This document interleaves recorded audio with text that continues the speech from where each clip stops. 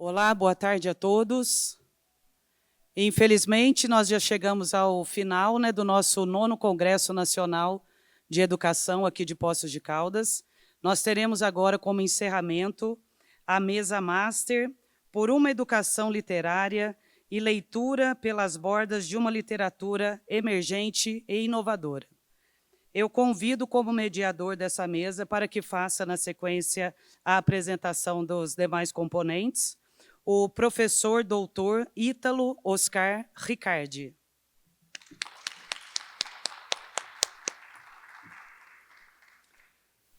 O professor Ítalo vai ter a honra de participar da mesa com a professora doutora Antônia Javiera Cabreira Munhoz,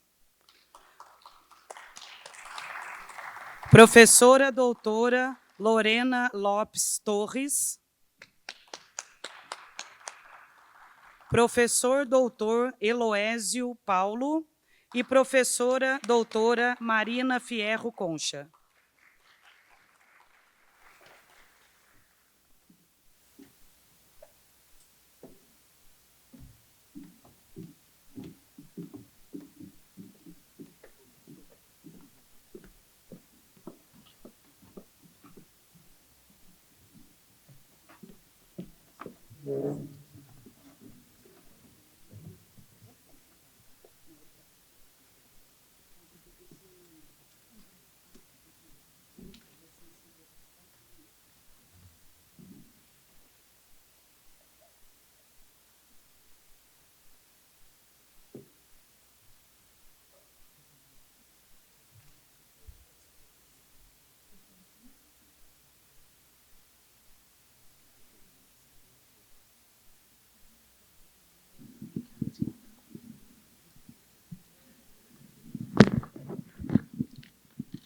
Boa noite a todos e todas os presentes.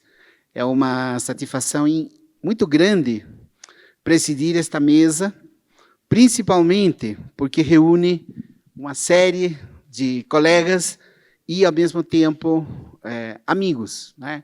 Colegas que a gente está cada vez mais estabelecendo interações, consolidações, com possibilidades de convênios que estão em andamento, e também o trabalho acadêmico, né, consistente que cada um faz nos lugares de origem, né?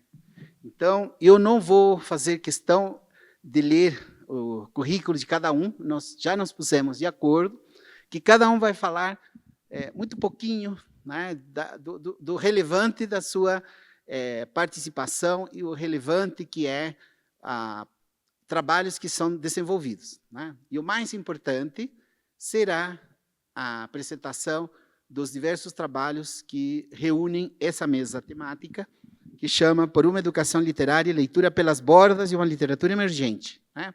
Inovadora. É interessante ressaltar que esse trabalho envolve muito questões sobre um olhar literário, como a gente já destacou no início dos trabalhos, né, da mesa, né, e no início da abertura do congresso, mas também questões de leitura, né?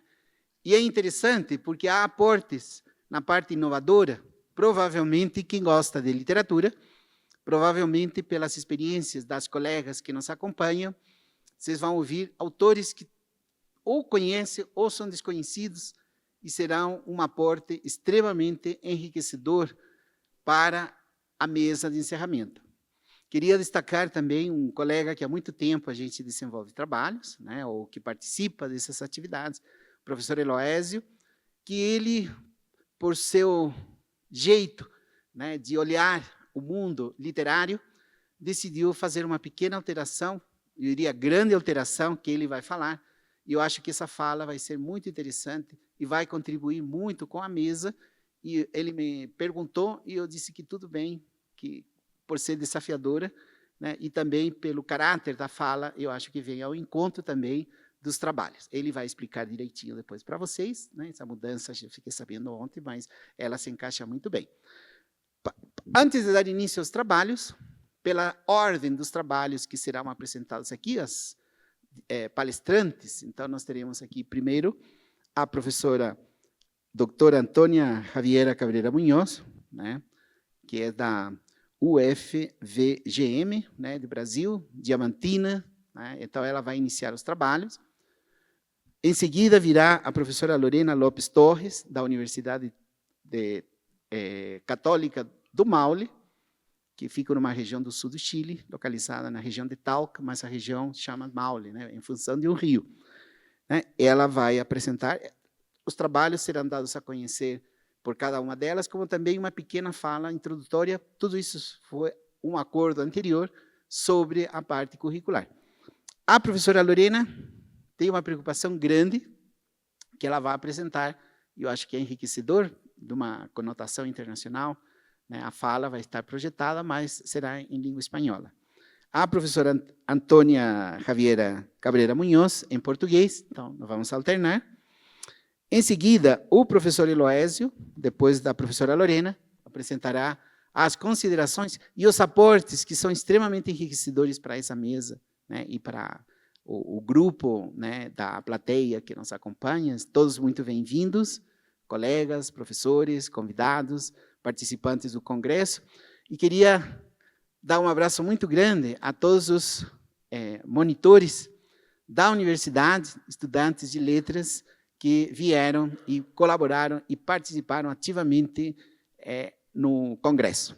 E para encerrar todos esses trabalhos, né, de forma especial, a professora doutora Marina Fierro Concha, que é da mesma universidade da professora Lorena, Universidade Católica do Maule, quem fará as considerações, né, e ela conseguiu, não sei se é porque ela também está aprendendo português, então vai apresentar a fala em espanhol, mas os slides serão exibidos em português, né? Uma vez feitas essas apresentações gerais, na honra dessa mesa que eu estou presidindo, queria dizer que essa mesa foi programada, por isso que é interessante, para um congresso internacional que aconteceria no Chile, né? E por diversos motivos, né, a gente teve que não apresentar ela de forma completa, né? Alguns colegas não puderam estar presentes. Então, hoje, aquilo que a gente ia apresentar no ano passado, mês de julho, ficou sem saber que seria hoje o momento certo de apresentar, com a incorporação da professora Javiera, né, Antônia, que nos acompanha já há algum tempo por encontros que nós tivemos em outros momentos, né, principalmente pelos grupos que a gente participa, que é a Associação Brasileira de Hispanistas aqui no Brasil, né, no caso das professoras, e com o Eloésio, pela longa trajetória que a gente tem, né, por sermos colegas na Universidade Federal de Alfenas, e com lançamentos, né, o Eloésio vai falar, ele é poeta, né, é escritor, então ele tem todo um trabalho assim, enriquecedor, né, também de contribuição, no que une a essa mesa. Uma vez feita, eu vou apresentar, só para contextualizar, e aí eu vou me permitir ler uma fala muito simples e curta, não é um discurso, nem muito menos, para que vocês possam acompanhar, compreender e relacionar a diversidade, né, dentro de uma integração de trabalhos, de propostas que têm algum fio condutor e que, de alguma forma, ecoam em relação ao tema, né? A mesa abordará o caráter dialógico entre a literatura, a leitura e a educação literária, a partir de a partir de uma perspectiva multidisciplinar ampla, e isso que é o caráter da mesa, tendo presente as diversas interfaces e conexões que a literatura e sua interlocução discursiva estabelece com outras áreas do conhecimento e linguagens. Portanto, se referir às bordas, né, as bordas é o que de alguma forma, nos reúne, nos faz pensar, nos faz pesquisar, né, de uma literatura que também, de alguma forma, é emergente, é inclusiva, né, e pretende, de alguma forma, não ser canônica, ou querer trazer o que está nas bordas para o cânone, ou deixá-lo onde está, né, se assim for a preferência, né, desse olhar literário dos pesquisadores que estão presentes aqui hoje, né? Então, bordas, segundo um autor que a gente conhece, que é o Junques, né, em 2020, ele diz, né, aludir aos espaços que não são canônicos, que vão se deslocar à observação em direção ao centro, do que é considerado periférico, marginal e até excêntrico através de outro campo estético e cosmopolita. Eu queria agradecer a Flipos, né, na pessoa das coordenações, né, e principalmente a Maíra, com quem a gente atuou diretamente, né, e na hora que a gente propôs esse tema, né, a gente discutiu e foi bem-vindo, né, para o encerramento com a presença dos profissionais que nos acompanham. Mas queria dizer assim que foi muito interessante e a gente aprendeu a se conhecer até por esses percursos, né, literários. Hoje a gente teve intensidade de uma série de apresentações, foram muito interessantes, os workshops e também os minicursos, né? Deste modo, a educação literária, que é um tema que tem sido tocado de diversas formas, né?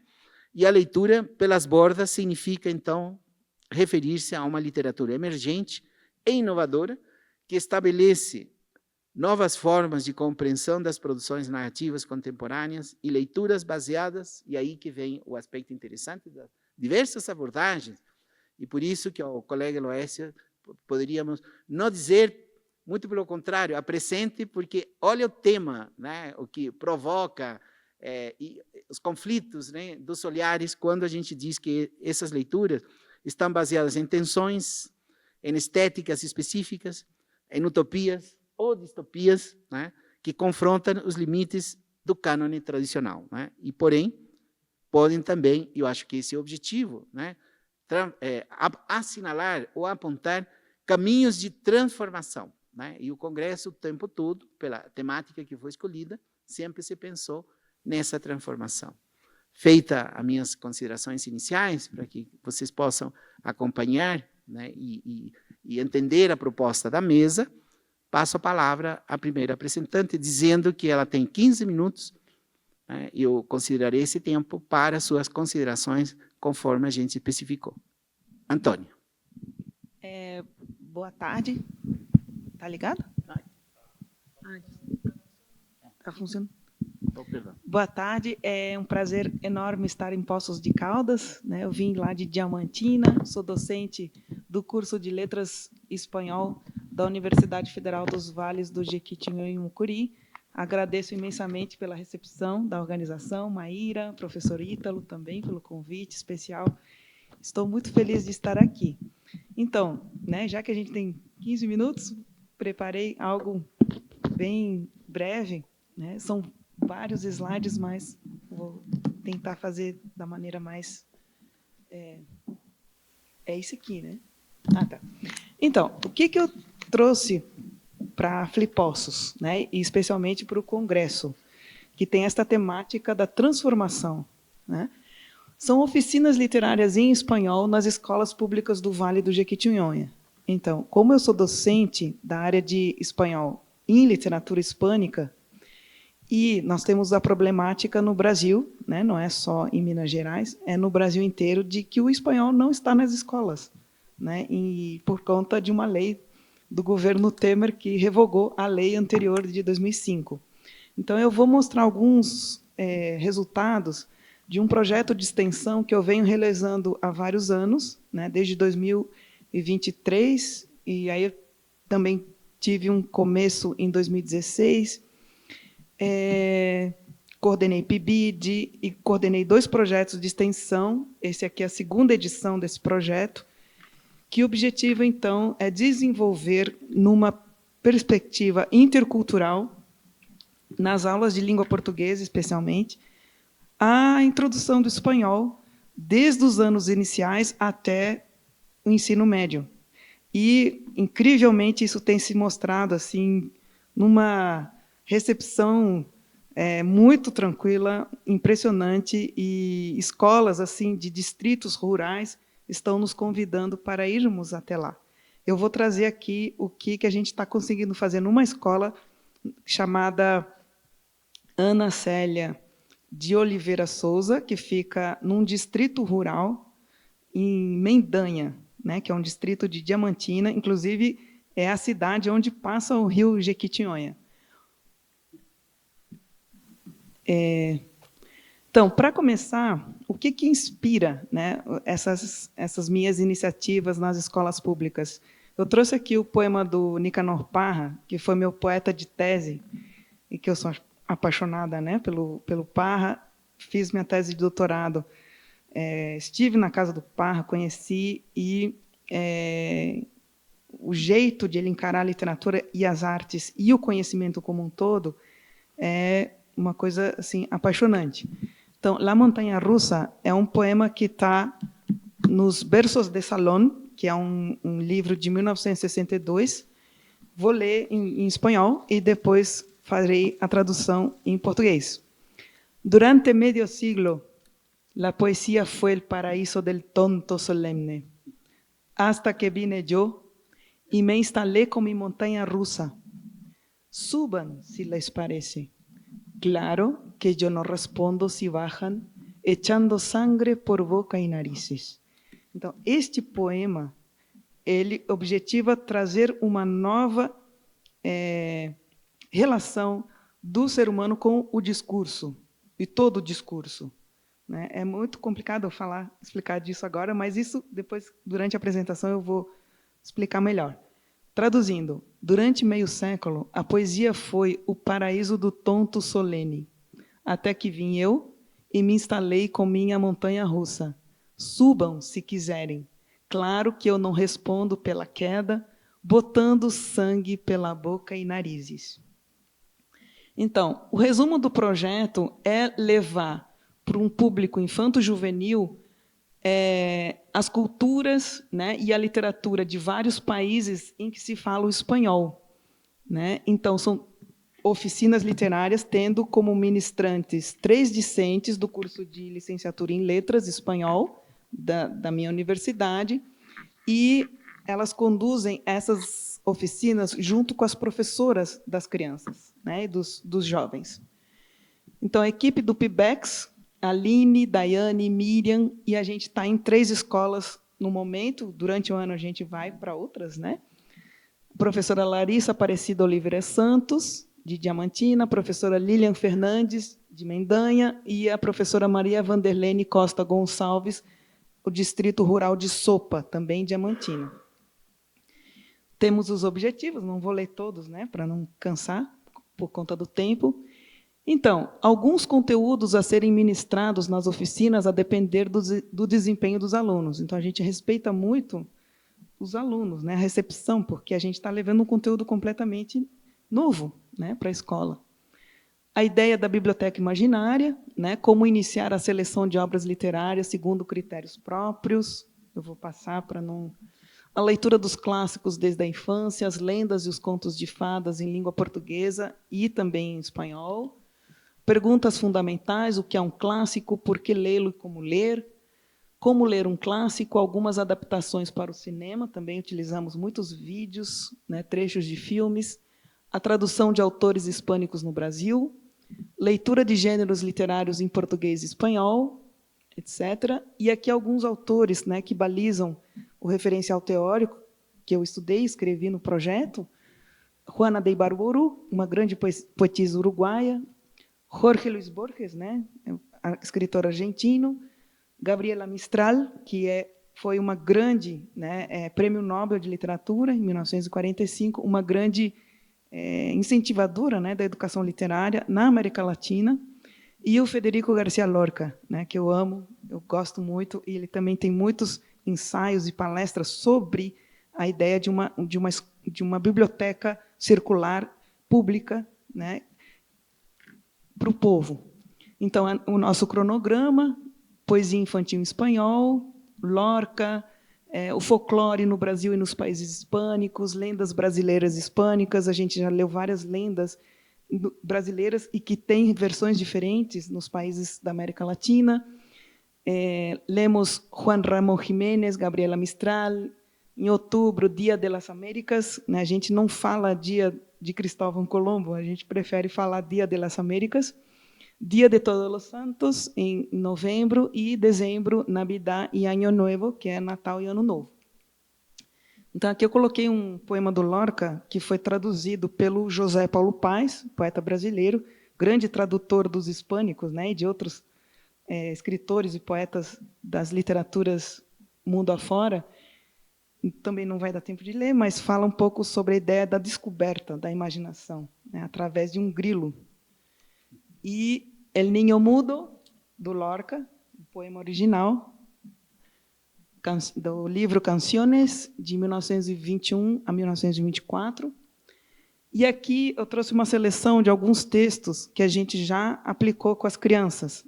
E, incrivelmente, eles entendem, né? A gente fazendo a tradução, lendo junto, em espanhol. Rafael Alberti, La Tortuga, Así es, poema de María Elena Walsh, Caricia, de Gabriela Mistral, La Escuela, de Eduardo Soler Fierres, Pegasos, Lindos Pegasos, de Antonio Machado, Todo está em su sitio, de Gloria Fuertes. E aqui uma frase final, né, que a gente também já fez um teatro de sombras do Don Quixote, numa adaptação belíssima da escritora argentina Adela Bach, não? E premiada também. Es el mucho ver y leer mucho aviva los ingenios de los hombres. Isso é uma frase do Don Quixote. E aqui, para finalizar, algumas publicações minhas, recentes, mais recentes, falando da experiência do projeto, né, e fazendo leituras, e como aplicar isso nas escolas. Destaco aqui que eu tive um convite especial para publicar em Londres, na editora da Great Britain Journal Press. E vai ser lançado um texto, resultado desse projeto, e do PIBID também, né, que eu coordenei. Vai sair agora em maio. Então, esses são os projetos que eu já coordenei sobre ensino de literaturas hispânicas. E aqui algumas fotos, né, para finalizar a minha fala. Essa oficina foi sobre Chapeuzinho Vermelho, Caperucita Roja, que a gente tirou uma versão diferente da versão brasileira, né? E eles amaram, tanto a versão brasileira como a estrangeira. Então, isso aqui foi dia 30 de abril, quarta-feira agora. Crianças dos anos iniciais, 5, 4 anos, 6 aninhos, entende? E eles entenderam. Isso aqui, a gente ministrando, eu, né, fiz uma tradução, li em espanhol, levamos doces, né? Foi uma festa, foi muito legal. Essas são as fotos. Aí as crianças desenharam, depois de ler os textos literários, eles ainda desenharam, e cada desenho veio assim muito diferente um do outro.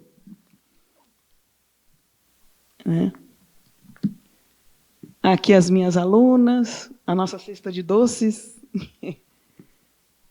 E é isso. Muito obrigada pela atenção de vocês. Muitas gracias.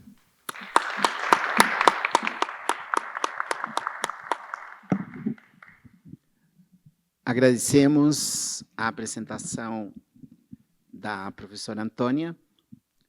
Le sobraron todavía 3 minutos. Lo podemos dejar se lo pasamos para el juicio. Al final, claro, habiendo espacio, las preguntas serán formuladas, ¿no? Y dirigidas al público. Y claro, el contagio de la lengua me hizo hablar en español, ¿no? Entonces, en esse sentido, né?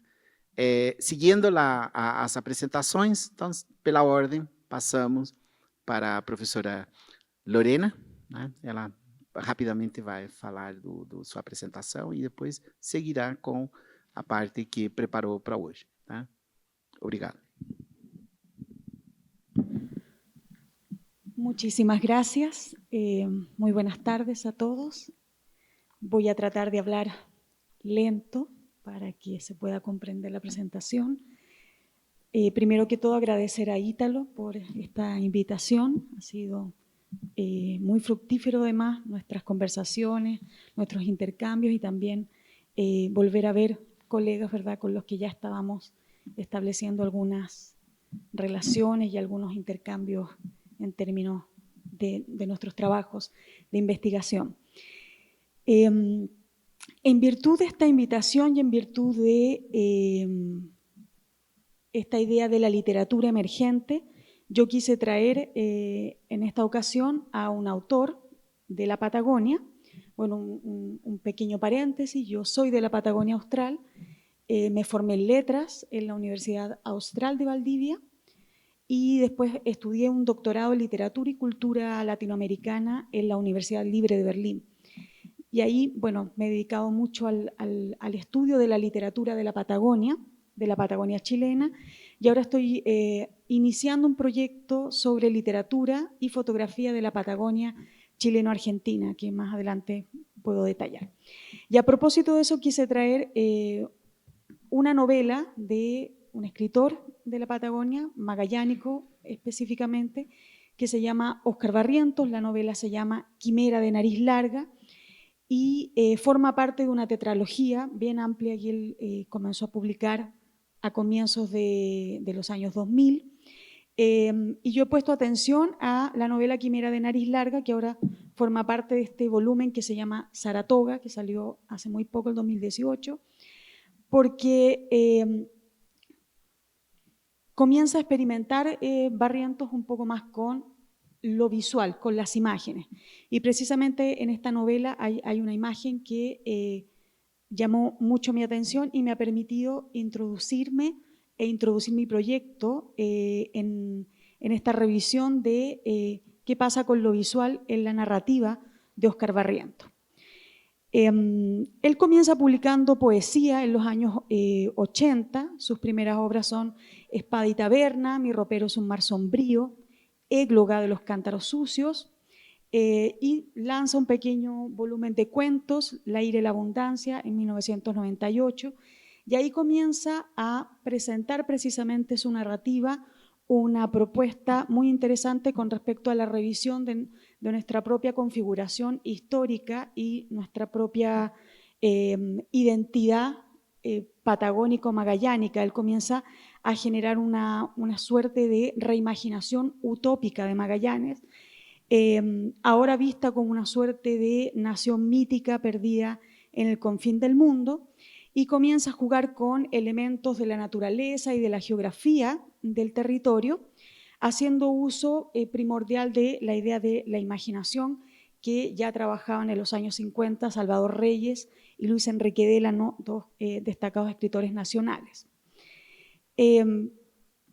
La asocio a esta idea de literatura emergente porque realmente llega a desestabilizar un poco gran parte de la producción literaria de la Patagonia chilena, que todavía, incluso en estos años del siglo XXI, todavía ensalza la gesta colonizadora, y no cuestiona mucho, por ejemplo, los genocidios indígenas o las huelgas de los trabajadores en las estancias. Entonces hay todavía como una suerte de ensalzamiento y de glorificación de todo el proceso colonizador de la Patagonia, que tuvo momentos muy trágicos todavía en las primeras décadas del siglo XX. Por lo tanto, me parece una producción interesante porque llega a romper un poco con esa literatura un poco condescendiente, pero también muy grandilocuente, que trata de ensalzar esta idea de los prohombres magallánicos, por ejemplo. Y en particular, como decía yo, estoy explorando esta relación entre lo verbal y lo visual, y me interesa una fotografía que va a aparecer precisamente en Quimera de nariz larga, que esta es la novela Quimera de nariz larga, la portada de color naranjo es precisamente la de la obra original que salió el 2012, y la otra es esta edición donde se publica la tetralogía completa, que incluye 2 ataúdes, del 2018. Me interesa esta relación, me interesa esta relación con la idea de la fotografía porque solemos muchas veces encontrar en la literatura, sobre todo en textos poéticos, un equilibrio muy evidente entre el texto verbal y el texto visual. En cambio, aquí lo que yo encuentro es una suerte de fotomatriz en la que decanta de alguna manera este relato fantástico y neomitológico que va a desarrollar Barrientos. Muchos críticos, Varas por ahí llamaba esta literatura de Barrientos Bradesic como una literatura o una narrativa naviera. ¿ya? Una narrativa que sale, que escapa del canon, que está explorando un poco estos bordes del campo literario nacional. Reinventa los espacios sin duda, o sea, nos presenta una visión muy crítica y muy especular del territorio, de los personajes, de las relaciones de poder que se construyen también. Reimagina mundos que eclosionan y redescubre seres mitológicos, como va a ser precisamente la aparición de la quimera. No precisamente esta, pero cuando nosotros pensamos en quimera, pensamos en este tipo de quimera. Y la que vamos a encontrar en estas letras náufragas es algo un poquito diferente. Bien, en esta tetralogía nosotros encontramos en primer lugar El viento es un país que se fue, en 2009, luego le sigue Quimera de nariz larga, Carabela portuguesa, en 2013, y finaliza con Dos ataúdes. En todas ellas aparece esta suerte de puerto muy heterogéneo, con personajes muy heterogéneos, que se llama Puerto Peregrino y que forma parte de un gran país al sur de Chile, podríamos decir, en el estrecho de Magallanes, que se llama Kerguelén, que también va a haber aparecido precisamente en sus obras iniciales. El personaje principal de todas estas novelas es Aníbal Saratoga, que es una suerte de Ulises patagónico, quien va a la deriva como un náufrago y se desplaza entre la zozobra y la plenitud, cartografiando estos contornos territoriales, siendo testigo precisamente de triquiñuelas de las fracciones políticas, los debilitamientos morales, los anhelos desvanecidos y las propuestas de reavivar la olvidada grandeza de este puerto peregrino, que es precisamente esta mirada especular que hay sobre Punta Arenas, sobre Magallanes, sobre la Patagonia. O sea, esa idea como de la Belle Époque perdida. Saratoga, precisamente en Quimera de nariz larga, que es precisamente, ese es una especie de pez mitológico marino desconocido, que se encuentra precisamente en las profundidades del estrecho. De alguna manera se encuentra en la mitad del relato, haciendo de alguna forma eco de los mayores temores o los mayores quebrantos del personaje de Aníbal Saratoga. Porque la novela principia, o sea, comienza con un pseudocientífico con el que Saratoga se encuentra, que se llama Genaro Crimea, que es muy esotérico, tiene conocimientos muy cuestionables, pero ha creado la llamada Sociedad Telescópica Interplanetaria, cuyo propósito es develar la existencia de habitantes en la Luna. Entonces, se juntan todos siempre en el segundo piso de un bar de la ciudad que se llama Bar Córcega, que es además el lugar habitual de Saratoga, a quien precisamente en el volumen lo llaman un poeta dipsómano y sonámbulo. Entonces frecuenta siempre este bar y conoce a Genaro Crimea, y Genaro Crimea le inocula todas estas ideas de los habitantes en la Luna, y él, primeramente incrédulo, después comienza a convencerse con esta idea de que hay habitantes en la Luna, y se asocia precisamente con él. Pero lo que pasa mientras ellos se reúnen en esta sociedad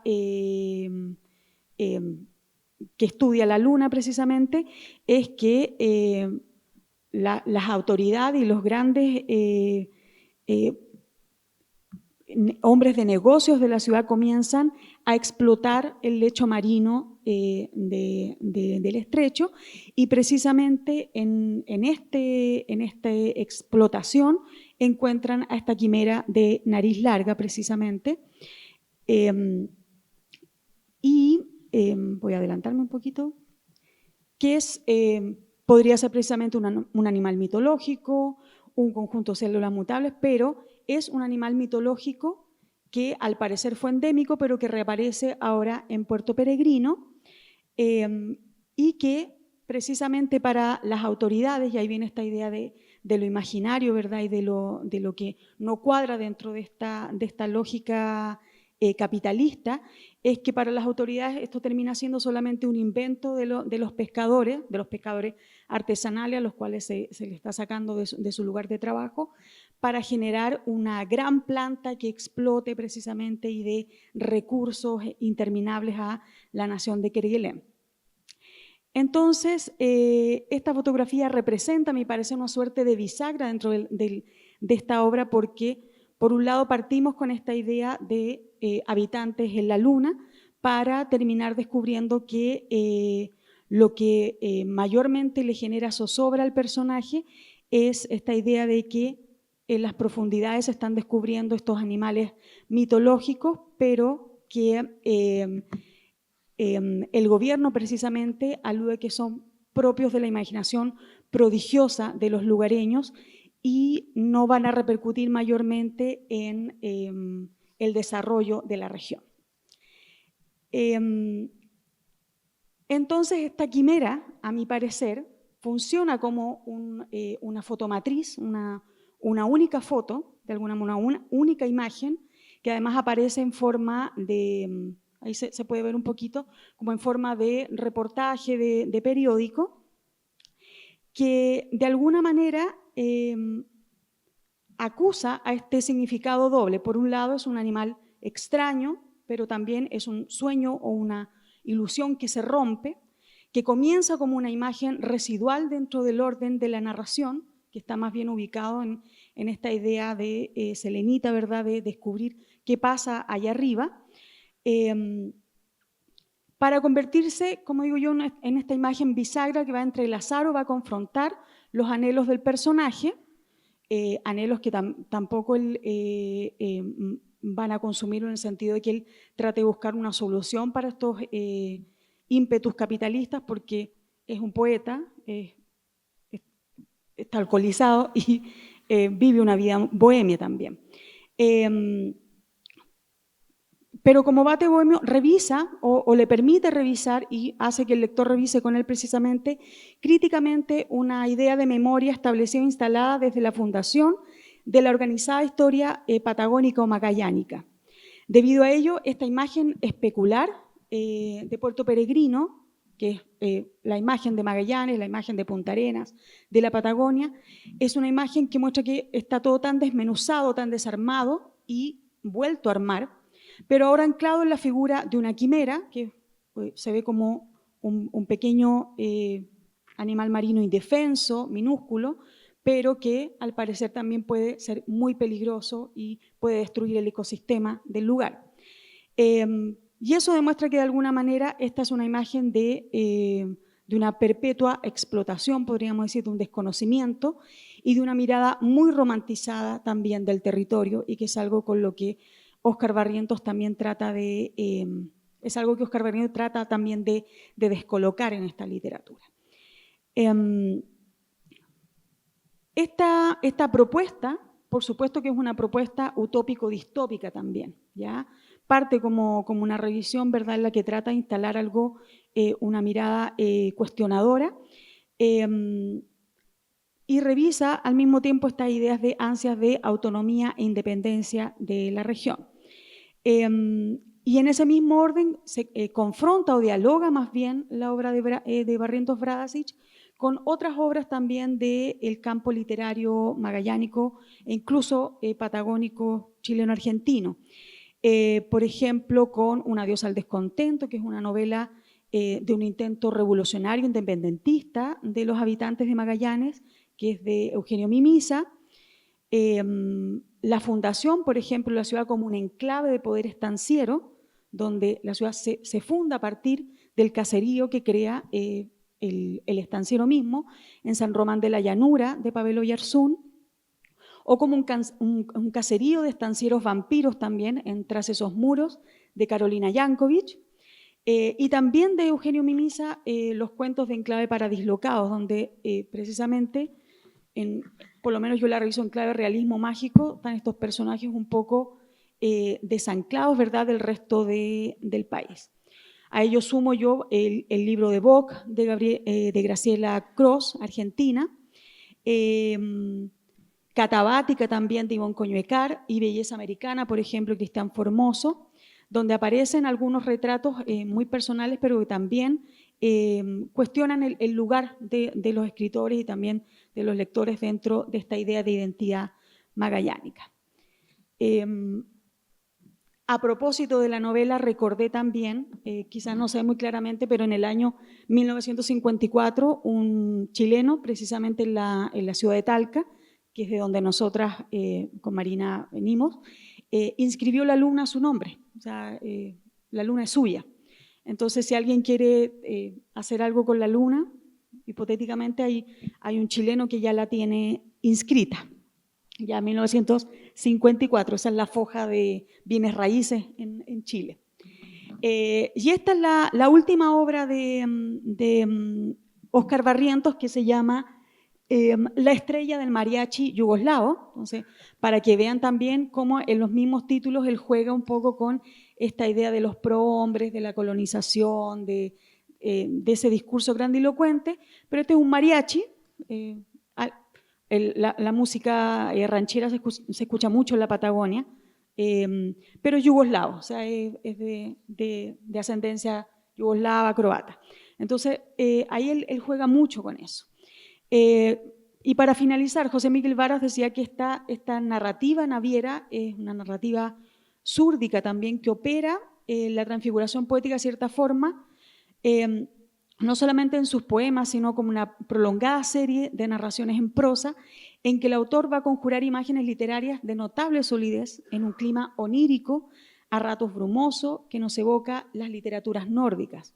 Y si hay una literatura nórdica, dice Varas, ¿por qué no va a haber una literatura súrdica? Muchas gracias.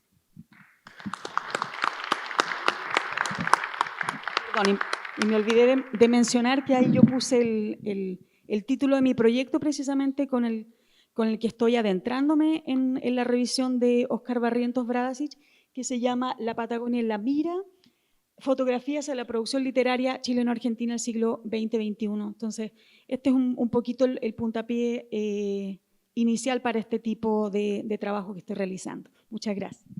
Gracias, Lorena, por tus considerações, não? E esse aporte, mudando agora para o português, né? Esse aporte tão interessante desse autor que a gente incentiva e, claro, que possa ser lido. Há muita informação pela internet, né? E esse universo que ela trouxe com esse autor e esse aspecto, essa relação de literatura e fotografia. Queria dizer que Lorena hoje estava muito preocupada, porque justamente houve um terremoto no Chile, na região da Patagônia, mas pelo jeito está tudo tranquilo, né? Graças a Deus, sim. Sim, então está tudo bem, né? Isso acontece, etc. Bom, uma vez feitas as considerações, né?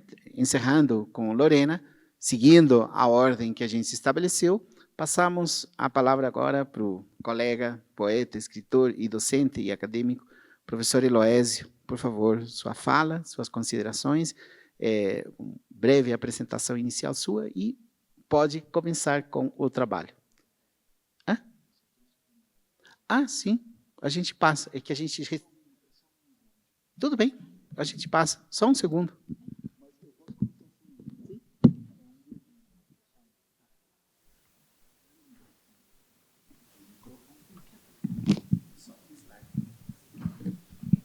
Alô? Boa noite, pessoal.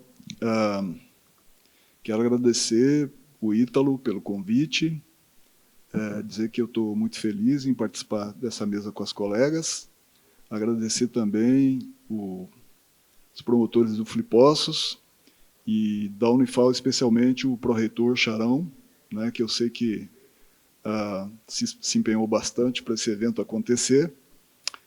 E, bom, como o Ítalo pediu, vou fazer uma pequena apresentação. Eu, antes de entrar para a universidade... Estão me ouvindo bem? Sim. Antes de entrar para a universidade, eu trabalhei 6 anos como jornalista, embora sem ter diploma. Hoje não seria problema, na época era.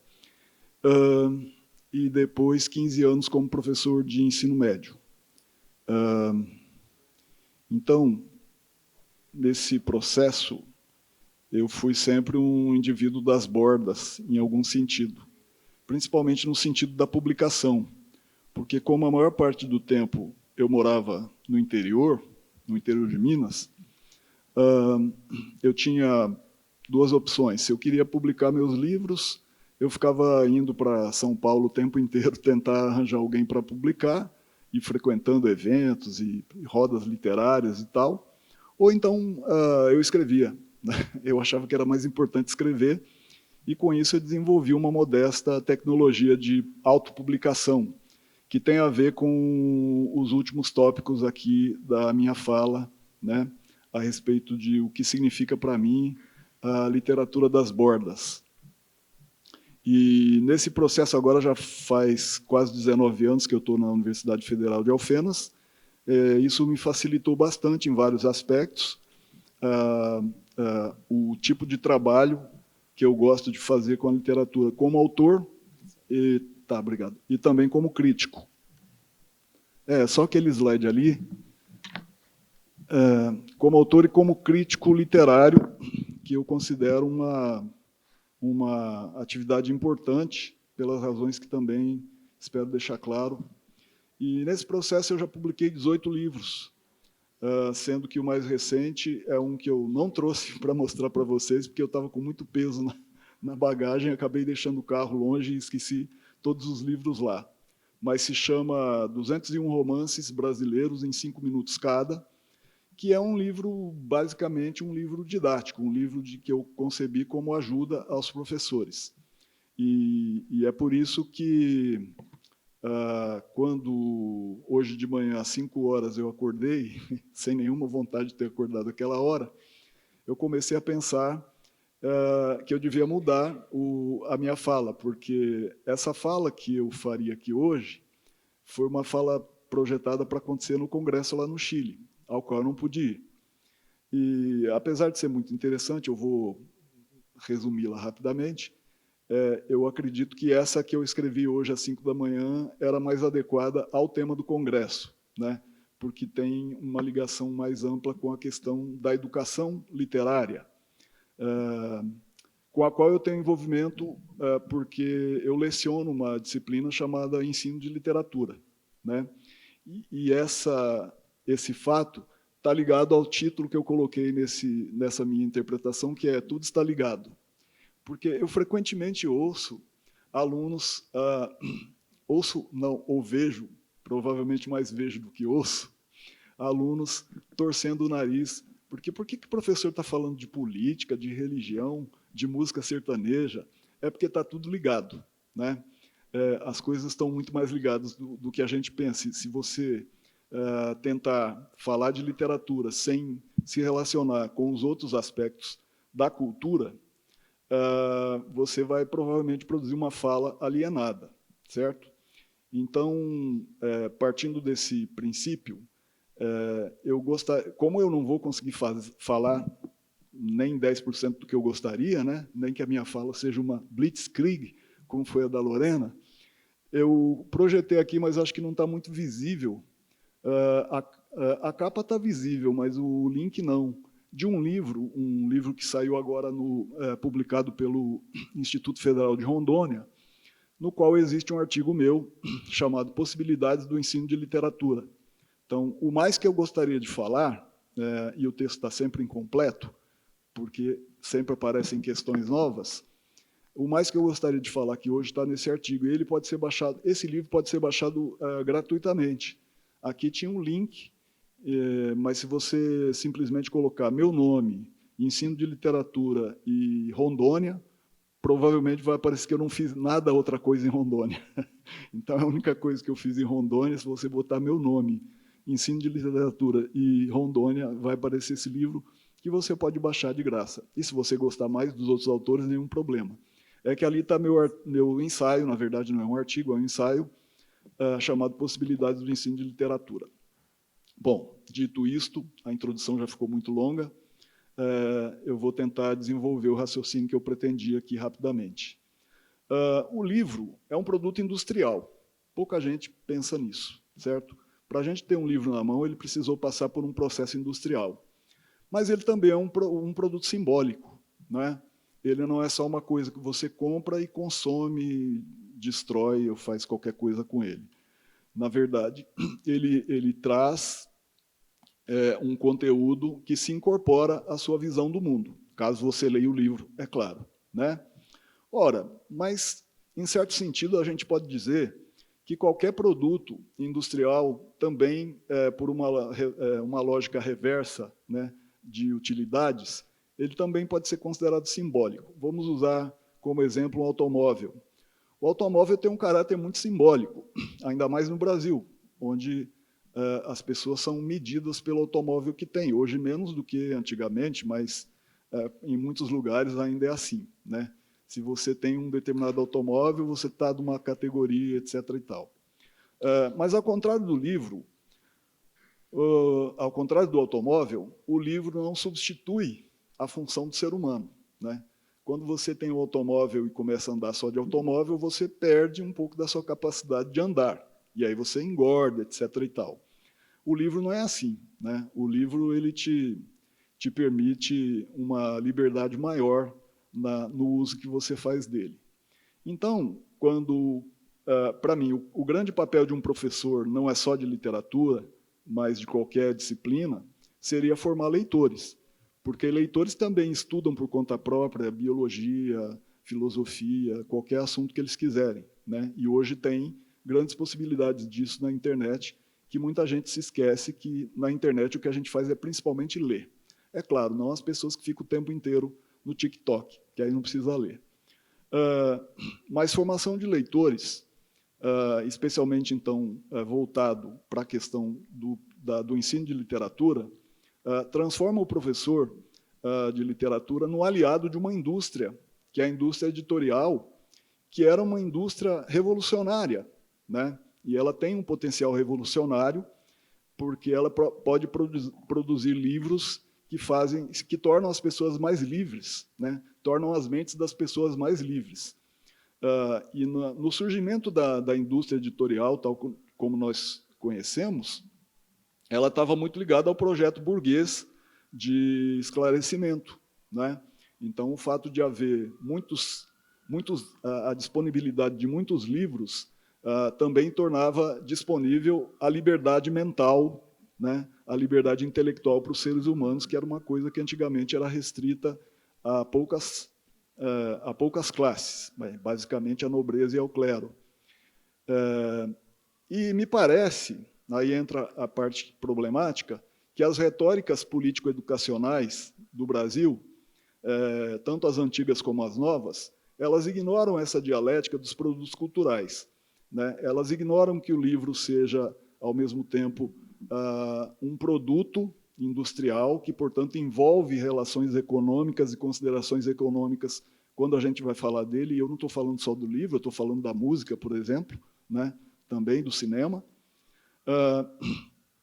E, por causa de ignorar, acabam submetendo tudo à ideologia de turno, né? A ideologia que está no poder. De tal maneira que, por exemplo, atualmente tem alguns estados que proíbem os livros, tem alguns estados que desestimulam outros livros e tem alguns estados que não proíbem nem desestimulam e simplesmente o livro para eles não existem, né? Isso está no plano de um problema, que é o problema da ideologia, que é um conceito muito mais complexo do que parece, né? A maioria das pessoas que falam por aí sobre ideologia leram um livrinho da Marilena Chauí, O que é Ideologia, e acham que é só aquilo, né? O conceito é muito banalizado, e quando ele é banalizado, ele perde a sua substância, porque você fala em ideologia e o cara, mas você não tem ideologia? Claro, né? Não existe grau zero de ideologia. O que existe é um espírito em guarda contra ter a sua mente dominada pela ideologia. Eu me lembro aqui de um dos grandes estudiosos da ideologia, que é o Terry Eagleton, que fala assim, ideologia é como mau hálito, só os outros têm. E aí, quando nós nos vemos envoltos numa guerra ideológica, como essa que acontece no Brasil de uns anos para cá, né, a disputa ela é agudizada, né? Você tem o famoso nós contra eles, que todo mundo sabe do que se trata, mas os dois lados, na verdade, eles não promovem a consciência, né, dos motivos Pelo contrário, os verdadeiros motivos da guerra estão escondidos, né? A retórica diz que é um, mas os verdadeiros motivos são, na base, econômicos. E as pessoas ficam fantasiando que sejam religiosos, por exemplo, né? Quando, na verdade, a disputa é uma disputa econômica, como diria o velho e bom Marx, que as pessoas citam muito e leem pouco também, né? Bom, a história do ensino de literatura no Brasil é muito coerente com isso que eu estou falando. É uma história das regulações estatais do ensino de literatura. Desde o Império, tem sempre o Estado querendo dizer como que a literatura deve ser ensinada. E tem sempre uma lei dizendo o que entra de literatura, para que serve a literatura, qual é o programa de literatura, etc. e tal. De uma tal maneira que supõe, antes de mais nada, a incompetência do professor, né? E não muito erradamente, porque nós não temos uma formação, não temos uma tradição forte de formação de professores de literatura, e, em geral, os professores, em grande maioria, que têm que ensinar literatura, se veem muito perdidos, né? Se veem muito sem saber o que fazer com a literatura. O efeito colateral que todo mundo conhece disso é que eles preferem dar aula de gramática, né? Porque a aula de gramática teoricamente, antigamente, pelo menos era sim, sim, não, não, certo, errado, e o professor dava um monte de exercício e ia fumar no corredor. Igual faz o professor de matemática e de química, do qual ele morre de inveja, porque eles não têm que levar a redação para corrigir em casa. Então, é um problema falar de ensino de literatura e muito complexo, por isso que eu estou pedindo para vocês que, se interessarem, leiam o meu ensaio, porque eu realmente não conseguia falar o que eu gostaria de falar aqui, né? Mas que... Tem alguma coisa? Estou passando o tempo? Não. Então, assim, inicialmente existia uma herança clássica, né, que vinha bem de longe, lá do século XVIII, fim do século XVIII. Não vou conseguir, não. Que pretendia formar aquele famoso cidadão integral, o homem integral do Renascimento, né? Mas esse homem ele deixou de ser tão necessário assim na sociedade industrial e na sociedade moderna, né? E então chegamos, dando muitos saltos, à famosa, famigerada Lei 5.692, da qual eu vi tanto falar, que era a lei da diretriz e base da educação nacional do regime militar, se não me engano, de 1971. E essa lei, na sua tônica, pretendia que o ensino fosse voltado para o mercado, né? Então, por exemplo, a disciplina de língua portuguesa, e eu estudei assim, ela se chamava Comunicação e Expressão, né? Ou seja, dando um viés bem prático e tal.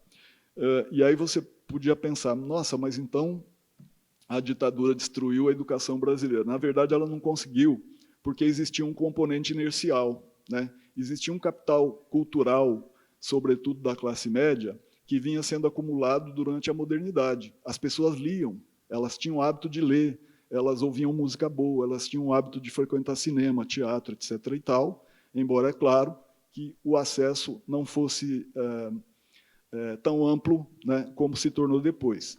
Mas, quando a gente fala em acesso, a pergunta é, hoje tem muito acesso, mas quem está interessado, né?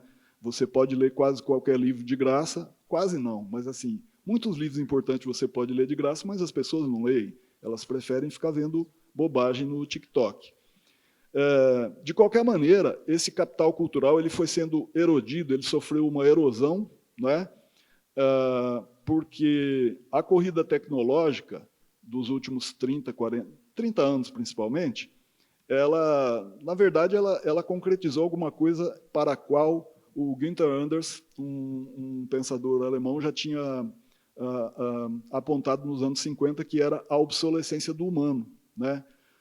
Para ninguém é muito estranho que o ser humano está se tornando obsoleto como trabalhador industrial, porque os robôs já faz muito tempo são capazes de substituir grande parte da mão de obra humana.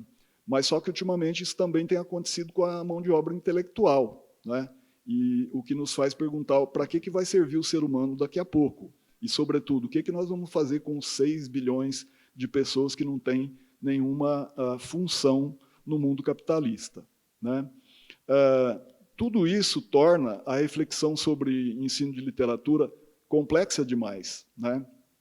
E me parece que as teorias que têm sido usadas para isso ultimamente são muito frágeis, porque elas se preocupam com multiplicar o acesso, mas elas nunca admitem que, apesar de ter aumentado demais o acesso à educação, na verdade, nós reduzimos o nível médio de instrução no Brasil. O brasileiro médio hoje é muito mais ignorante do que era há 30 anos, e isso é um contrassenso inaceitável, não é? Porque o que nós estamos fazendo na escola? As pessoas estão perdendo tempo, estão fazendo o quê? Né? A melhor metonímia disso, a mais perfeita, é o gosto musical. O gosto musical do brasileiro médio hoje é assim, de uma pobreza acabrunhadora, né? E claro que, como eu disse, é uma metonímia, ela fala de outras coisas também, né? Indiretamente, e explica grande parte da tragédia brasileira, né? É uma falta de capacidade não só de pensar, mas também de sentir. E a literatura, justamente, as artes de maneira geral, né? Mas a literatura muito profundamente, é algo que se move nessa tentativa de aprimorar tanto o pensamento como o gosto, né, os sentidos, a educação dos sentidos, como também já dizia o velho Marx em algum lugar. Né? Por quê? Porque a literatura é um produto radicado no diálogo entre duas individualidades, um indivíduo autor e um indivíduo leitor. Então, são duas práticas solitárias e, ao mesmo tempo, solidárias, né, de um para o outro. Porém, ela vem sendo confinada a uma dimensão puramente mercadológica. Então, aquilo que eu disse no começo, que o livro é um produto industrial, ultimamente é só isso que ele anda sendo, né? Porque o governo, por exemplo, está muito preocupado com quantos milhões vai gastar em quantos livros do PNLD, não sei o quê, blá, blá, blá, mas realmente existe muito pouca preocupação e, sobretudo, muito pouco empenho em saber qual é o efeito que esse livro vai produzir na escola, né? Na verdade, estão pensando em números. E no meio disso tudo, né, sobraram para os produtores e consumidores as bordas, né, as bordas das quais eu falei no começo. E, por falar nisso, o texto que eu apresentaria naquele congresso do Chile seria sobre dois autores das bordas, né, que quase ninguém conhece, quase ninguém nunca ouviu falar, que são Natércia Pontes, uma cearense, e Wisner Fraga, um mineiro de Araxá, sobre os quais eu escrevi 2 resenhas na minha coluna, uma coluna que eu mantive durante quase 3 anos no jornal da Unifal, e um de cujos objetivos era justamente investir contra o cânone, ou seja, apresentar autores que ninguém nunca ouviu falar deles e nunca ouviria falar, provavelmente, se não fosse naquele lugar. E, ao mesmo tempo, investir contra uma construção apressada do cânone.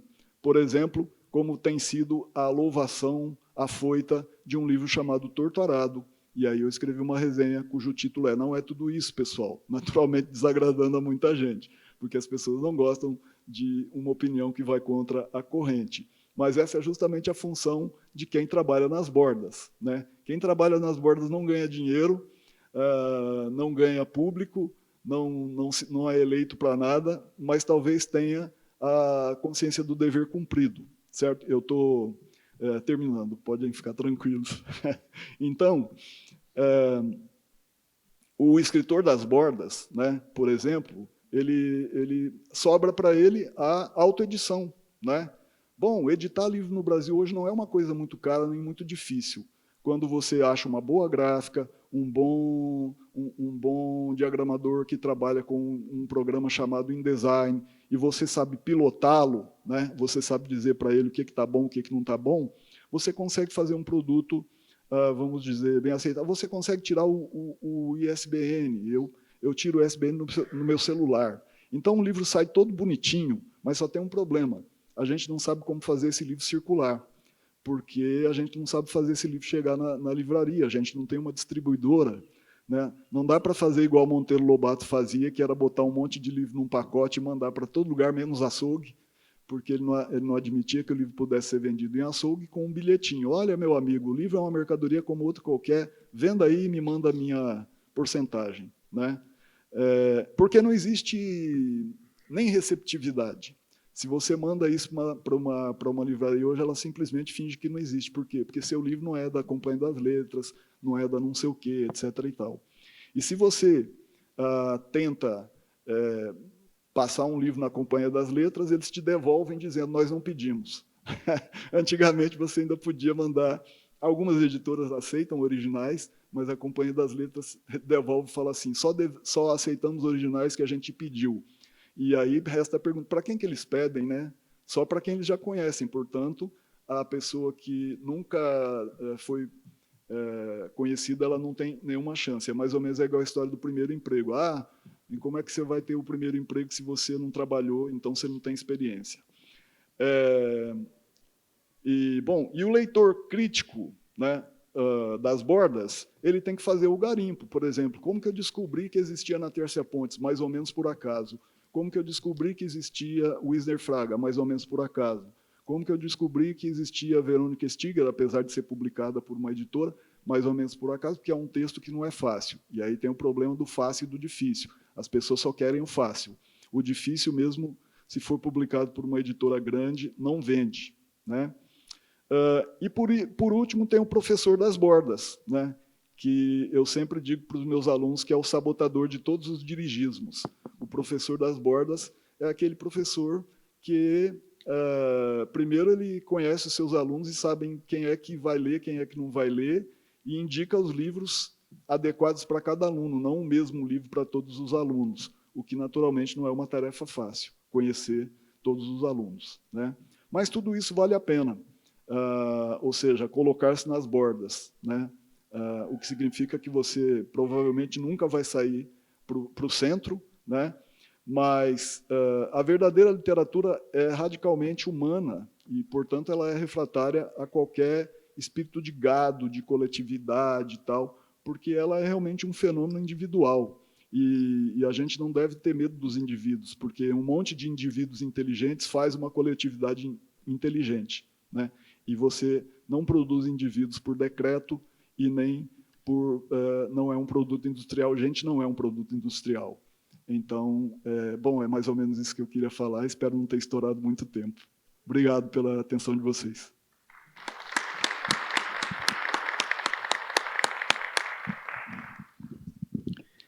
Estourou em 2 minutos, mas como Antônia lhe faltaram 3, então ainda tem 1 minuto, né?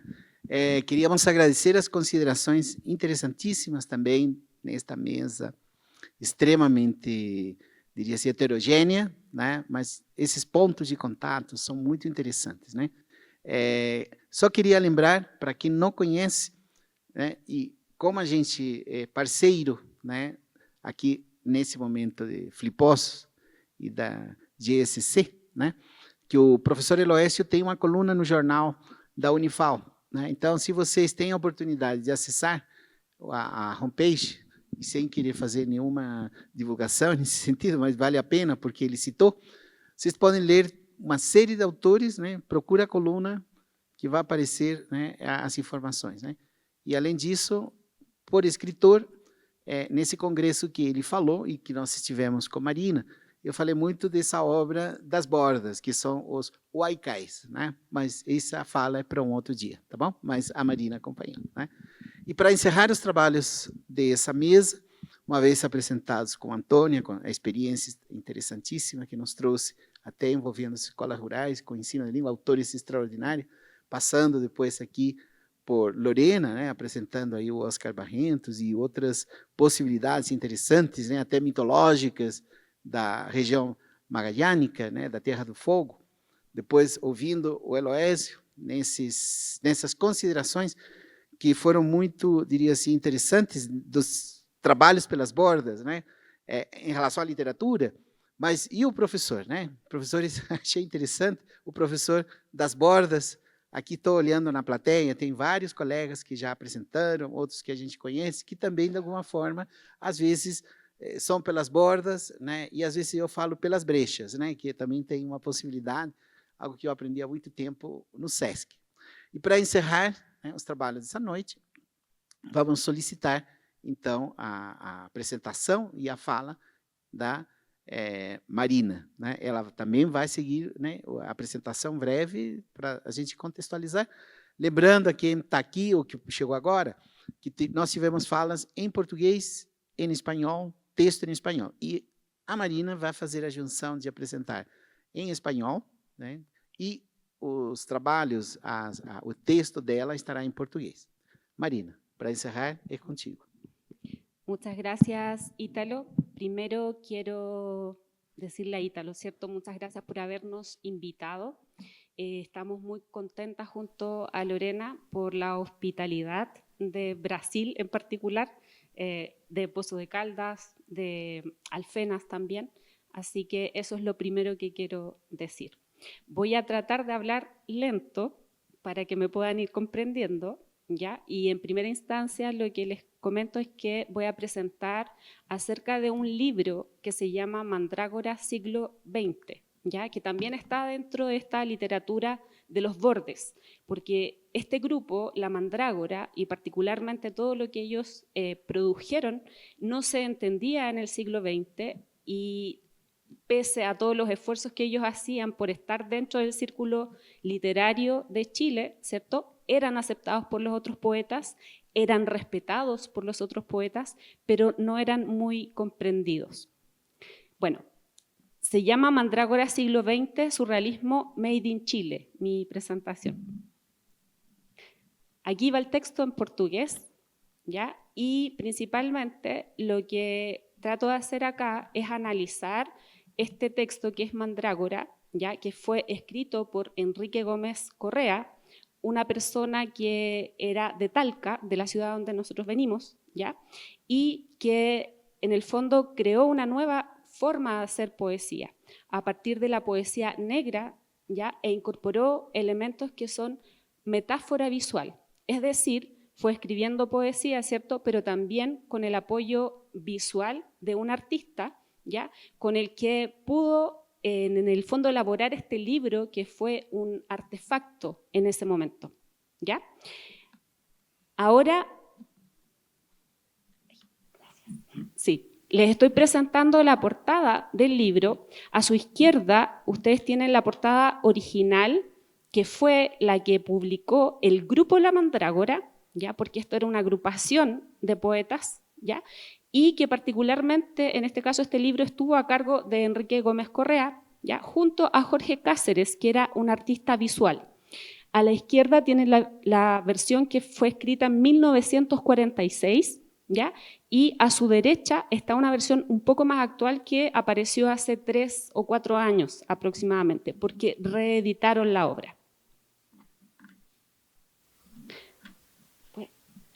Sí.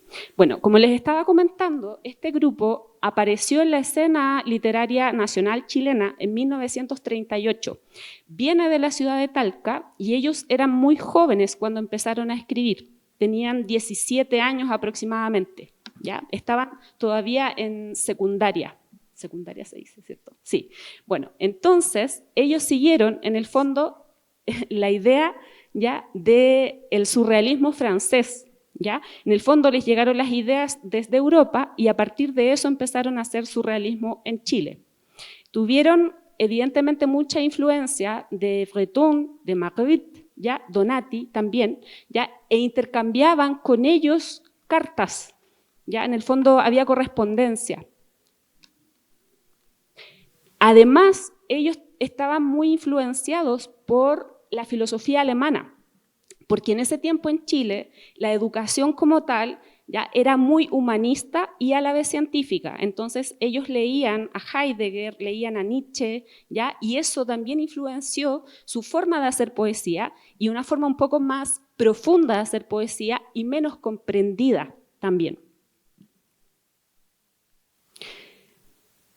Bueno, Noriega, ¿cierto?, que es uno de los autores que estudia la mandrágora, dice que finalmente ellos son un poco del surrealismo tardío, ¿ya? Evidentemente porque las ideas surrealistas venían de Europa, ¿no? Entonces, ellos tomaron esas ideas y las hicieron arte, ¿ya? Un poquito el arte por el arte. A ellos no les interesaba vender, lo que les interesaba en el fondo era crear, ¿ya? Y crear a partir de su propia editorial. Ellos no hacían poesía masiva.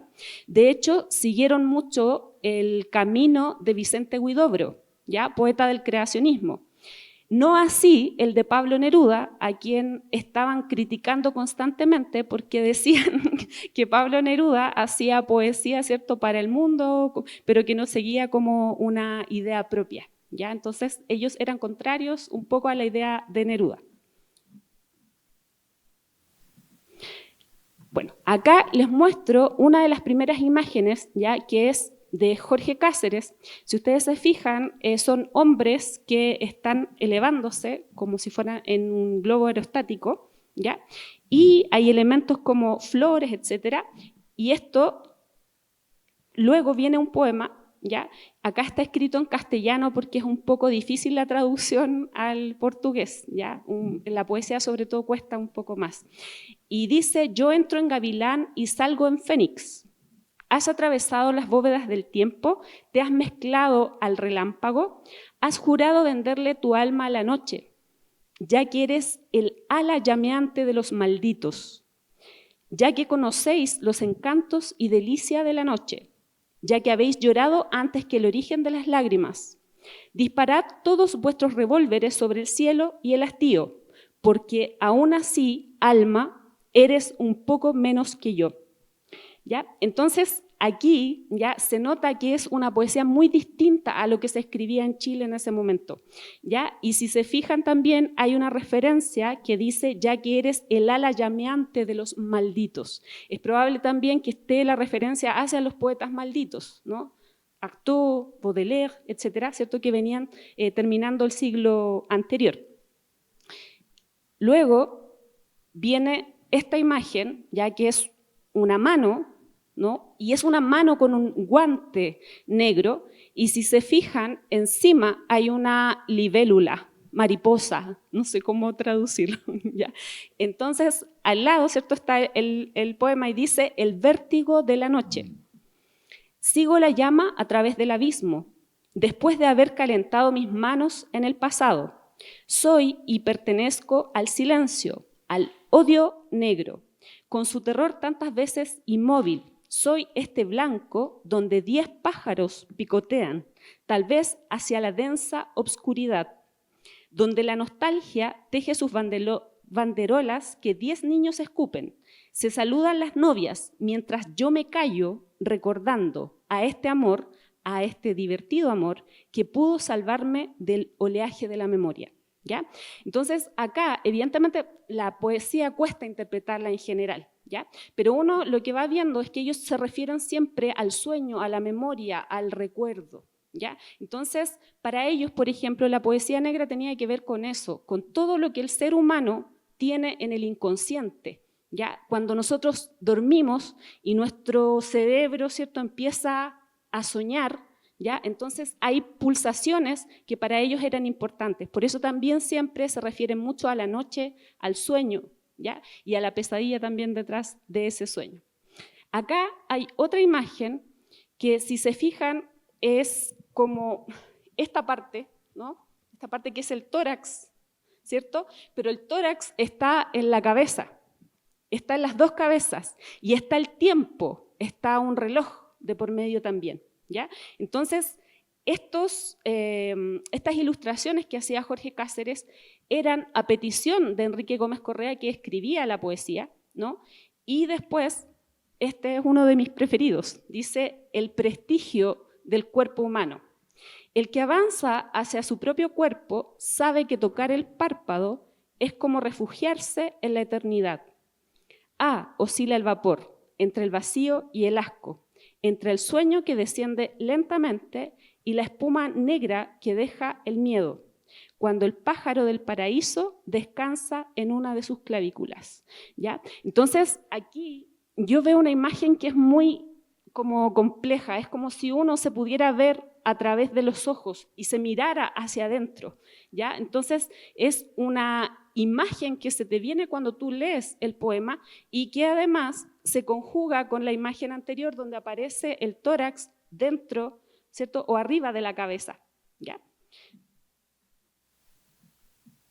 Luego viene esta imagen que era muy típico en el 1900, esta era publicidad publicidad de un jabón y le pedí a una amiga que está en Alemania, que es chilena, ¿ya? Que me tradujera bien lo que dice ahí porque está escrito en alemán.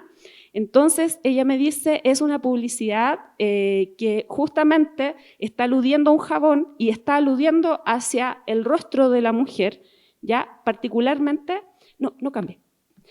Dice, crea una piel fina y blanca y deslumbra con una bonita tez, ¿ya? Y si se fijan también, aparece arriba, ¿ya? Muy en la esquina, aparece otra vez la libélula o la mariposa, ¿ya? Porque es un fotomontaje justamente, ¿ya? Acá dice el hombre y su magia. Una nube subida sobre mí hace el efecto de una profecía. Yo hablo entonces a la oreja del futuro. Esas mujeres que habéis visto ciertas noches agolparse a la ventana son las enviadas de la noche. Recibimos pues los fantasmas de nuestros propios amores, cuando es el hambre y el juramento que sale de la boca del ahorcado, cuando es la nariz dividida en dos, cuando es la página que arroja alcohol sobre nuestra alma, ¿ya? Entonces, aquí nosotros vemos que es una poesía muy interiorista, muy desautomatizadora de lo que generalmente se escribía en Chile, ¿ya? Por eso este grupo particularmente no era muy comprendido y cuesta entenderlo. Ahora tal vez ustedes también lo están leyendo y en español es más difícil todavía, ¿cierto? Y si lo traducimos yo creo que ahí necesitamos ayuda de alguien sobre todo para poder tratar de entender, ¿ya? Y este, que es el círculo de Apolonio, ¿sí? Es el círculo de Apolonio, es también parte de lo que ellos concebían como la poesía en un todo, ¿ya? Donde aparece inclusive la ciencia. Y aquí está la matemática particularmente, porque el círculo de Apolonio es el círculo perfecto, ¿ya? Y como, bueno, nosotros no somos especialistas en matemáticas, ni en física tampoco, ¿ya? Bueno, allí sí hay una persona que es especialista, entonces ella sobre todo sabe que este es un círculo perfecto y que el círculo como tal, dentro de la geometría y dentro de la matemática, es lo más perfecto que tenemos, ¿ya? Entonces ellos toman este círculo de Apolonio, que es una idea evidentemente, y después Gómez Correa escribe el círculo de Apolonio, un día me despierto y observo que ya no tengo alma, sonrío seguro de hablar el lenguaje de la pureza. Desde entonces, este amor toma la forma de una caverna. El musgo de sus paredes abre las puertas al fuego y yo me interno en ellas sin vacilaciones.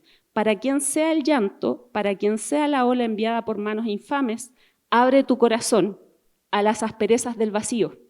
Mujer rodante, este es mi cerebro. Despojadle sus plumas mientras yo avanzo hacia la transparencia, ¿ya?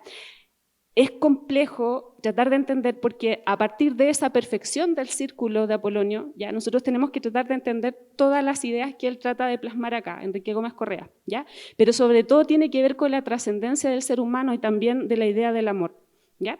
Bueno, estos son algunos de los poemas que están con las ilustraciones y para ir cerrando, si se fijan a su izquierda está un retrato que le hizo René Magritte a Enrique Gómez Correa, porque la relación entre ellos era muy fluida, como les venía diciendo, escribían cartas, ¿cierto? Estaban en permanente contacto y al lado, ¿cierto? Está el típico cuadro de Magritte que todos conocen, ya que aparecen los hombres suspendidos, y ese es un tipo de vínculo como para entender también que este autorretrato de Enrique Gómez Correa lo hace ser una de las personas que influyó en el surrealismo, ya particularmente en el surrealismo en Chile, poco comprendido, al borde, literatura al borde, porque fue prácticamente opacada por Neruda, por también Gabriela Mistral, ¿cierto? Que en ese momento en Chile eran los que concentraban mayormente el campo literario, ¿ya? Quisiera cerrar dando las infinitas gracias a Ítalo, a toda la organización, a los estudiantes que están también detrás de todo esto, al personal técnico y a quienes nos escuchan hoy. ¿Ya? Ha sido para nosotros muy beneficioso venir desde Chile. Yo no me presenté al principio, ¿ya? Pero soy profesora de español por la Universidad de la Frontera. Es la universidad que queda en la Araucanía, en Chile, ¿ya? Y después hice mi doctorado en la Universidad Católica de Valparaíso, en literatura también. Y ahora soy directora de la Escuela de Pedagogía en Lengua Castellana y Comunicación. Entonces la idea es que en algún momento ustedes tal vez puedan ir algunos a Chile para concretar algunos lazos. Muchas gracias. Muito obrigado.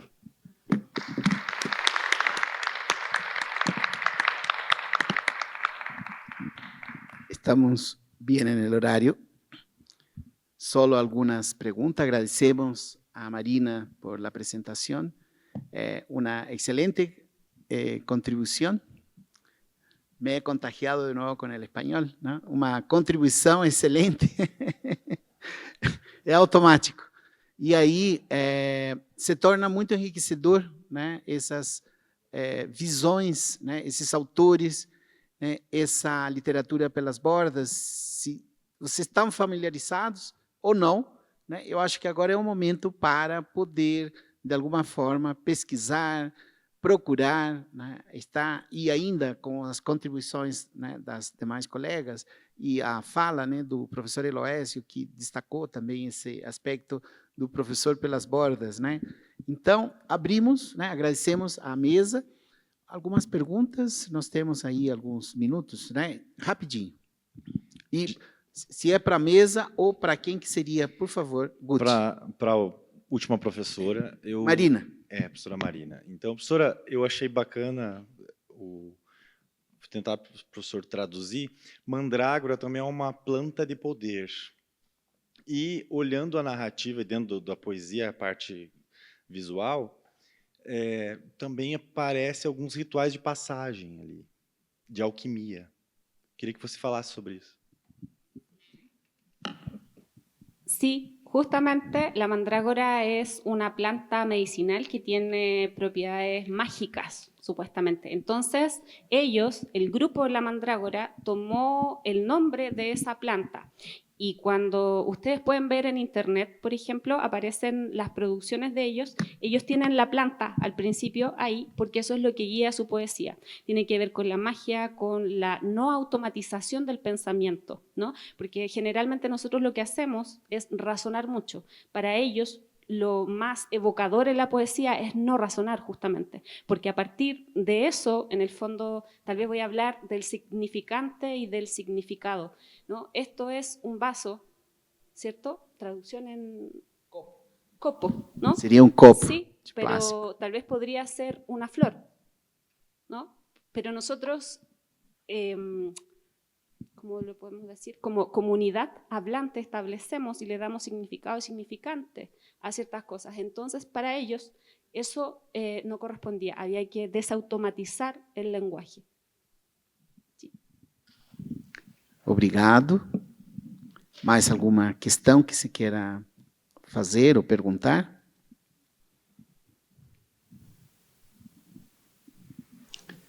Pois não? Aí, mais alguém?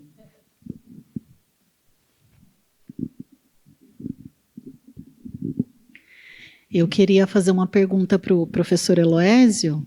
Você falou muitas coisas interessantes, mas eu fiquei até presa numa dúvida. Que me perguntaram uma vez, eu acho que você pode ajudar a gente a elucidar. Tem a ver, mas não tem a ver. Como que a gente pode ajudar os estudantes de hoje do ensino médio a gostar de literatura? Por quê? É um grande desafio hoje, é uma reclamação recorrente que eu tenho recebido de professores, dizendo que os alunos até leem, mas eles não querem ler, por exemplo, os clássicos. E aí os professores de literatura sentem muita dificuldade em como envolver os alunos nesse sentido, uma vez que o currículo solicita esse tipo de leitura. Então, queria te ouvir um pouquinho, se você tem alguma dica para dar para a gente, porque está sofrido, não sei como os professores de literatura têm encarado, mas o desafio está grande. Obrigada. Obrigado, Camila. Eu falo um pouco disso no meu ensaio, por isso que eu disse que não dava para falar, então... Mas, assim... primeiro, o professor tem que dar exemplo, né? Na verdade, se o professor não gosta de ler, como muitas vezes ele está fazendo de conta que gosta, os alunos sabem que não gosta, né? Então, o professor tem que dar exemplo. E segundo, eu sempre recomendo driblar um pouco o currículo, sabe? Por exemplo, no ensino médio, teria que ler romantismo, tá? mas, eventualmente, aquela turma não tem maturidade, né? Então, pega alguma coisa mais leve. Por exemplo, eu sempre usava como teste, no primeiro ano do ensino médio, o analista de Bagé, do Veríssimo. E quando algum aluno me dizia, eu não gosto de ler, eu falo, então vamos fazer um trato? Eu te dou esse livro aqui. Exatamente. Eu te dou esse livro aqui e você vai ler. Se você não gostar, aí eu te dou um atestado que você não gosta de ler. Né? Nunca ninguém me pediu atestado. Então, eu acho que, na verdade, é uma questão de dosagem, sabe? E a dosagem é de turma para turma, eventualmente de aluno para aluno. O problema é que a escola considera todo mundo como se fosse igual, e não é. As pessoas são diferentes, as turmas são diferentes, então precisa um pouco mais de sensibilidade. Mas a primeira questão é, o professor tem que gostar de literatura, né? Se ele não gostar, nada vai funcionar. Eu sempre digo, se você não gosta, não dê aula de literatura, dá só aula de gramática, de redação, está tudo bem. Respondi? Obrigado. Obrigado. Entre os participantes, há alguma pergunta que se queira fazer entre eles? Sim?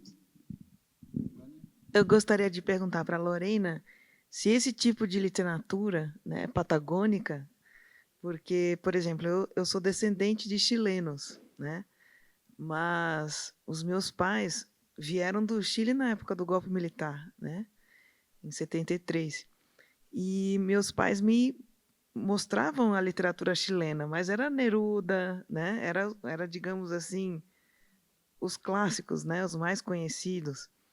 E eu queria perguntar para a Lorena como que essa literatura das bordas ela acontece nas escolas do Chile, ou como que ela é recebida pelos professores chilenos, né, da educação básica. E na universidade, as pessoas leem, os alunos leem esse tipo de literatura? Obrigada.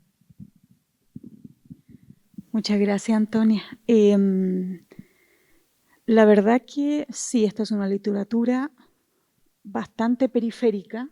Es una literatura que en principio, creo yo, con autores como Óscar Barrientos, fue muy de nicho, muy de ciertos territorios, y muy leída también en la Patagonia.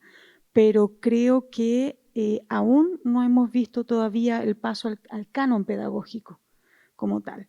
De pronto puede que algún poema, algún texto breve que dé cuenta, por ejemplo, que a mí me perturba un poco porque siento que es un uso un poco utilitario de la literatura, pero por ejemplo que dé cuenta del proceso de colonización, como para que los estudiantes puedan entender cómo era ser colono, cómo era ser migrante, qué significaba asentarse en estas zonas aisladas, sin mayor desarrollo, o por ejemplo para aprender algo sobre los pueblos originarios de la Patagonia Austral.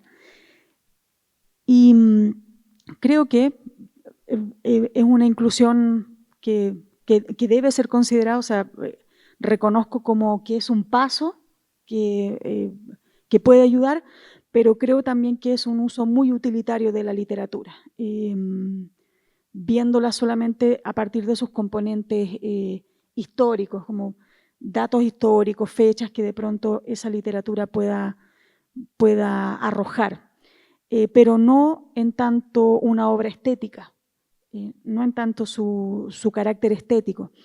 Y yo creo que durante mucho tiempo además fue una literatura de muy escasa difusión porque era literatura autoeditada.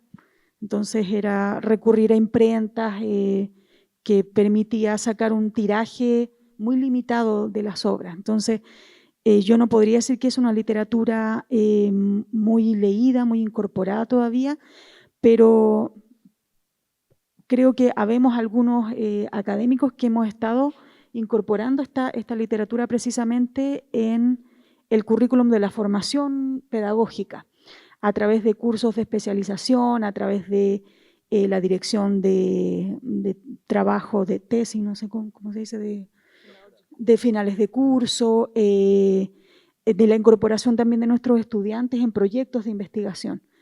por lo menos para mí eso ha sido fundamental, hacer ese tipo de difusión. Y creo que lo que también ha ayudado más recientemente es que autores como Óscar están publicando en editoriales un poco más reconocidas. LOM, editorial LOM en Chile, que es muy importante, Cuarto Propio también, que es una editorial también bien reconocida, MC, que saca este volumen en el 2018 de Óscar, y creo que eso está ayudando. Estamos haciendo reediciones también, revisitando obras que no tienen mayor difusión en algunos casos. Y creo que ahí hay un trabajo muy lindo que estamos haciendo, que no es solamente leer por leer para que esto entre en el canon pedagógico, sino tratar de estudiarlo con seriedad, ver desde dónde de alguna manera el escritor está planteando sus intereses, sus inquietudes, cuál es la línea que quiere continuar en su producción literaria, cuáles son, de qué manera se eco en su propia producción los escritores anteriores. Y eso yo creo que, en mi caso, voy a hablar bien personal, creo que he podido hacerlo mucho con mis estudiantes de pedagogía en castellano, que se han ido incorporando a los proyectos de investigación, ya están leyendo cada vez más. Pero también me sorprende, por ejemplo, con tu estudiante, Rafael, que conocía precisamente uno de los autores que yo vengo estudiando hace mucho tiempo, y que es un autor que tiene una obra que es trascendental dentro de la literatura chilena, que es De la Tierra sin Fuegos, y que es un libro que sale además en la época de la dictadura. Y hace una doble lectura, precisamente Riveros, por los crímenes del genocidio indígena y los crímenes de genocidio, lesa humanidad durante la dictadura en Chile.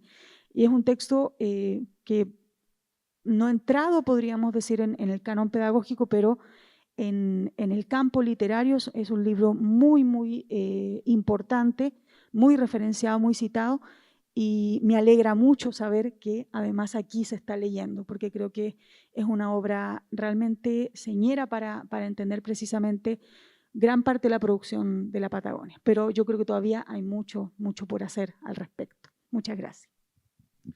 Bueno, y estamos entonces encaminándonos para el cierre, né? Fechamento nesta mesa temática. Queria agradecer a presença de todos os presentes, né? E que tenha trazido, né, contribuições das tantas que a gente pode viver nesses 2 dias do Congresso.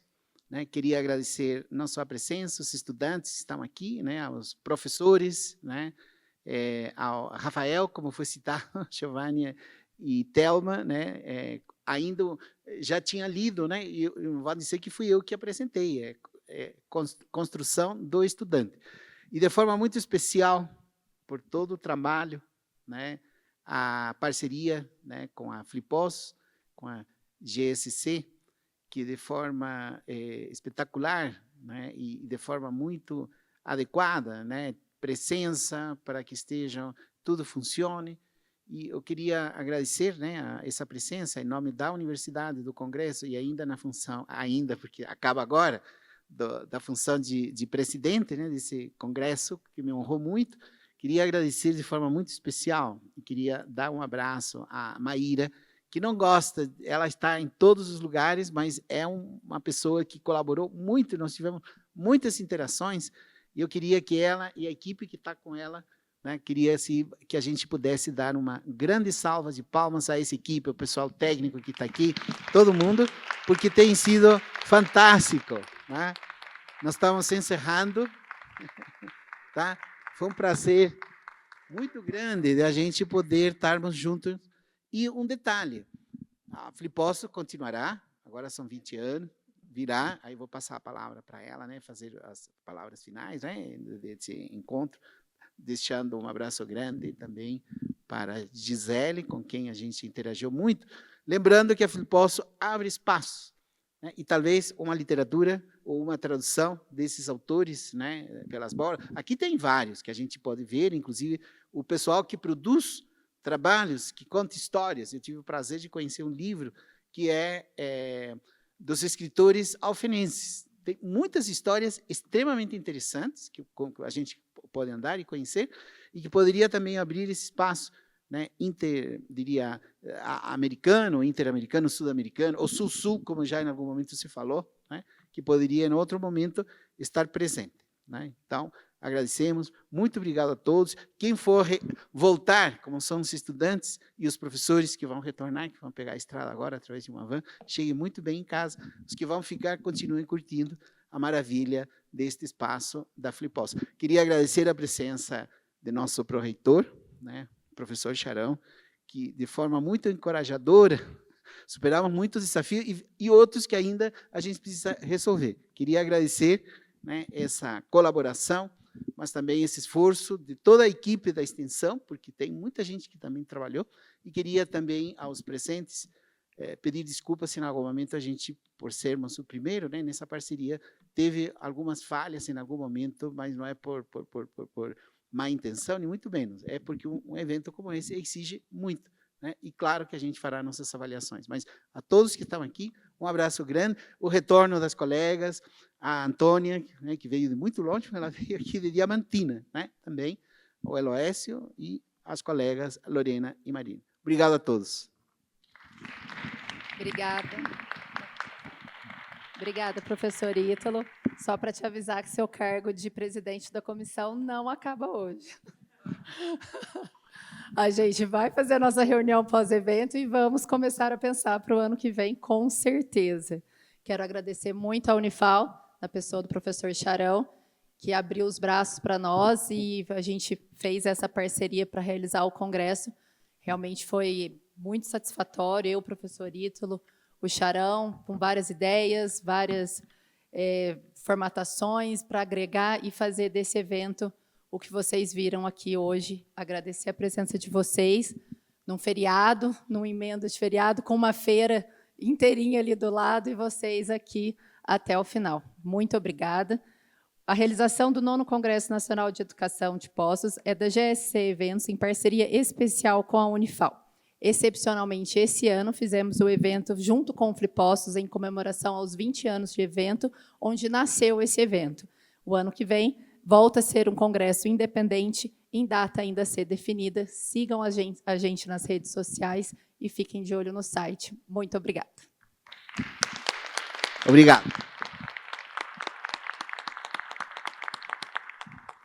O deputado estadual que esteve aqui no dia da abertura agradeceu a família, né? E eu esqueci, a gente faz tanto, esqueci de agradecer a nossa que nos acompanha, que estão aqui presentes. Obrigado.